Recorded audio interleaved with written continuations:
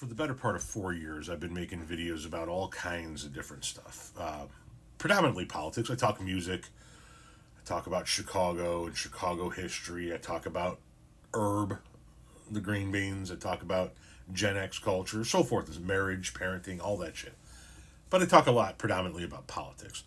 And one of the political subjects that gets spoken on a lot here is undocumented immigration, and what comes in, what goes out, and then what we do as far as trade goes with our neighbors, Canada and Mexico, right?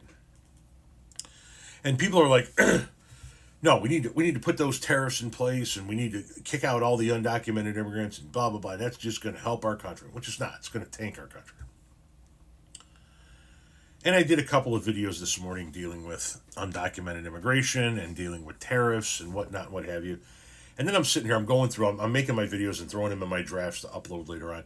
And I'm sitting here and I'm looking at this, well, first of all, this fucking disaster of an office that needs to be cleaned up. But I'm looking at this desk, and my desk is a fucking nightmare. It's a huge desk that has just a shitload of stuff on it. There are documents and bills over here that need to get taken care of, and there's various things that need to have videos made about it over here, and there's knickknacks and things like that all over the place, and some Christmas receipts and yada yada yada. Anyway, up here on my screen riser, I usually keep things that I fidget with, right? Because I don't smoke cigarettes anymore, and so I fidget with my hands. One of the things that I fidget with is this infinity box, right?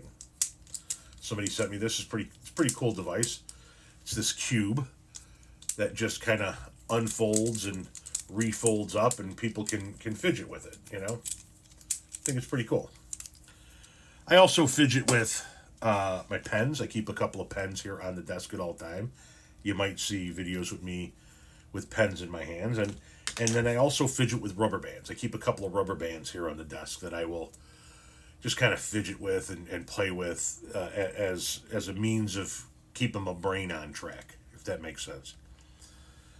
And I'm sitting here looking, and I've got these two regular rubber bands, right? And in that pile, I've got this blue one. I'm sure most of you have seen this. This is what your, is it called Renee, is it called a stalk? An individual piece of asparagus? You get a bundle of asparagus together, a bundle of asparagus stalks together, and they put this rubber band around it. And I'm sitting here fidgeting with this, and I'm like, oh, look at that. It says,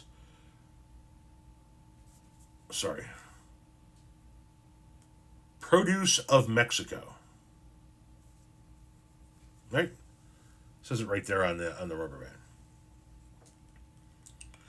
What do you think is going to happen to the price of your asparagus if we implement the 25% tariff on Mexican imports?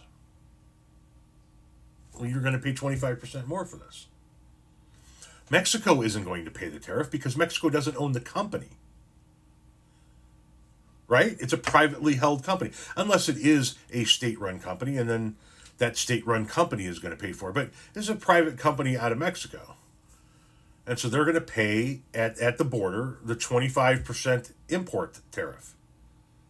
And then that asparagus, which costs them 25% more to get into our country, is going to cost you and I 25% more at the grocery store. That's a simplistic way of looking at tariffs. You like to eat this asparagus? And once again, if you don't like asparagus, fine. Factor anything coming in from Mexico. But I'm using this as an example. You like to eat this asparagus? Well, take a look at what the asparagus costs right now and add 25% to it, because that's what it will be. It'll be 25% more to buy that asparagus, which is going to piss my wife off to no end because she loves asparagus. I actually can't stand asparagus. But the point being is, I know you don't want to pay 25% more for anything coming out of Mexico, especially considering most of our car parts for our new cars that need to be replaced come out of. Why are you looking at me like that? What did I say wrong? Because I wanted to. You didn't say anything wrong. What I wanted to tell you was I paid $3.99 a pound for that asparagus.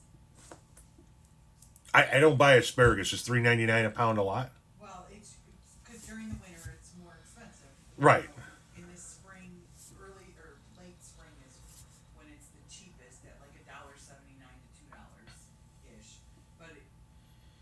this year I paid $3.99, and a 25% tariff would be 99 cents. So we would be looking at $4.98 a pound for asparagus. So $5 a pound. Guess who's not getting asparagus next year? What this household sure Okay, was like, this well, house is not. you better learn how to grow that shit out in the garden. Okay, but did you not hear me about when it's good? Like, No, I usually don't listen. yeah, I know. For chicken. All right, so there you go. $3.99 a pound for asparagus for this holiday season. If Trump were in place and his tariffs were in place, you would be paying almost $5 a pound for asparagus. And as somebody that doesn't eat asparagus, 99 cents a pound is a lot. $5 a pound, ridiculous.